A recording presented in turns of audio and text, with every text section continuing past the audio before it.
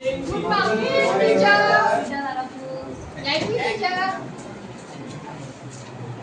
चला सगळे हसत आहे. सगळे जेवण करून आले. हो मॅडम. काय जेवण केलं तू? आज मॅडम वांग्याची भाजी, भात, पोळी, वरण. सगळ्या भाज्या खाल्ल्या पाहिजे बरं. हो मॅडम. काय बेटा काय जेवण केलं आज? पोळी आणि भाजी. भात पण थोडा खायचा बरं आणि थोडं वरण पण खायचं. काय काय बेटा जेवण केलं? आलूची भाजी. काय जेवण केलं? वरण भात भाजी पण खायची बरं. चला मग मी आज तुम्हाला जेवणाच्या म्हणजे जेवणाबद्दल विचारलं की तुम्ही काय काय जेवण केलं. मी पण वरण भात भाजी पोळी जेवण करून आले बरं. चवळीची भाजी समजलं. आणि आहारामध्ये आपण असं सर्व भाज्या म्हणजे असणार वरण भात भाजी पोळी अशा प्रकारचा आपण आहार घ्यायचा कारण तो आपल्या शरीरासाठी आवश्यक असतो. तर आता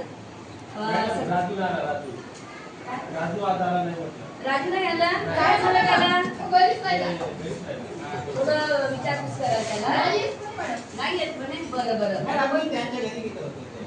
गेलो तिला. बरं बरं मग आपण दुपारला जाऊ का त्याच्या घरी. दुपारच्या सुट्टीमध्ये जाऊ आपण. ठीक आहे. चला आज आपण आपल्याला काहीतरी गेम खेळायचा आपल्याला. तर त्याआधी आपल्याला जोड्या करावं लागेल. ठीक आहे. चल 1 आणि 2 म्हणायचं. 1 2 3. 1 हा 2 3 1 1 नाही अरे नाही सॉरी 1 2 3.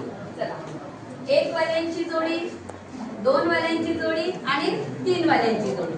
चला जोड्या करा आधी. 1 वाल्यांनी 1 वाल्या जोड्या 2 वाल्यांनी 2 वाल्या जोड्या 3 वाल्यांनी 3 वाल्या जोड्या. चला ठीक आहे. असं समजूया की आपला नंबर 1 नंबर 2 आणि नंबर 3 याप्रमाणे आपले गट तयार झालेले आहेत. तर सर्वात आधी कुसुम सर्वात आधी हा धडा वाचला. इकडे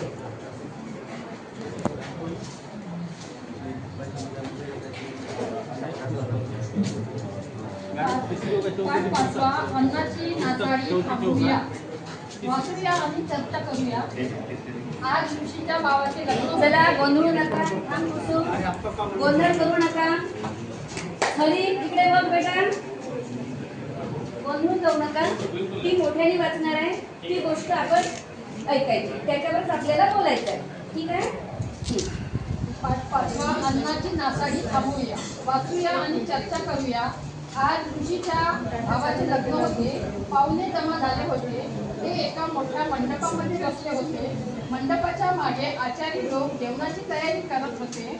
विविध खाद्यपदार्थ बनवले जात होते. 100च्या जवळपास पाहुणे लग्नासाठी उपस्थित राहतील असा अंदाज होता. ऐनवेळी जेवण कमी पडू नये म्हणून आचार्यांना 150 लोकांसाठी जेवण तयार करण्यास सांगितले होते. लग्न समारंभात दुपारी आलेल्या सर्व लोकांना जेवण दिले जाणार होते. मात्र लग्नासाठी जेमतेम 80 पाहुणे आले होते. त्यापैकी बरेच जण लग्न लागल्यानंतर न जेवताच निघून गेले कारण त्यांना कामावर जायचे होते.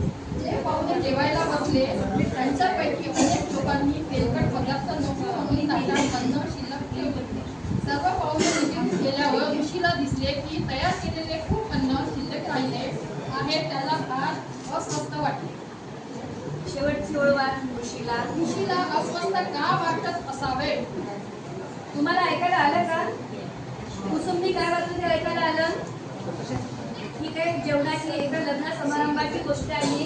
तुम्हाला आता आपापल्या गटामध्ये याबद्दल चर्चा करायची आहे. आणि समजलं नसेल तर मी परत एकदा वाचून दाखवते. वाचून दाखवायचं.